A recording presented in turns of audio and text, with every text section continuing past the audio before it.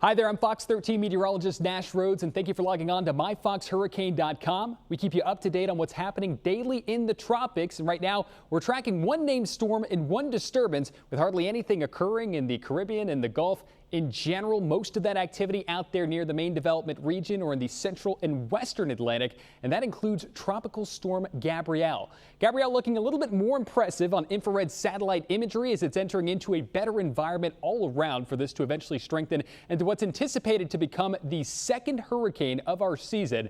Latest advisory for Gabrielle with wind speeds at 50 miles per hour. Its movement is still to the north and west at 13 miles per hour, and as it tracks to the northwest, it's expected to strengthen into at least a Category 1 hurricane before the weekend ends. And then as it gets up to Category 2 status, it takes that turn to the north and east and away from the United States altogether. This is not going to be impactful in a big way for the U.S. In fact, this should stay well out to sea and east of spots like Florida, as likely an open water system.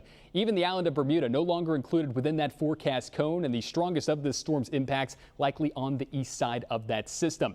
The reason we're anticipating some of that strengthening, a wide variety of factors, but one of them being warm sea surface temperatures out ahead of it. Buoy data picking up 87-degree temperatures right along where this storm will track, and that's more than warm enough to support a developing and strengthening hurricane.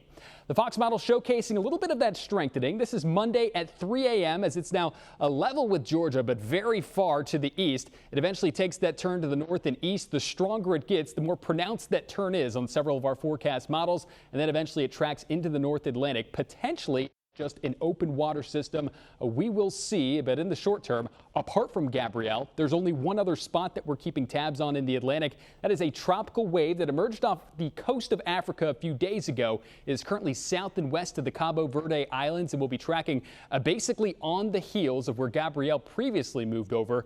Those waters supportive of some possible development, but most of our forecast models do not show this organizing. It will be traveling through a lot of drier air, and as it does, it could get completely torn apart, and that system could dissipate, that tropical wave, could dissipate in the main development region.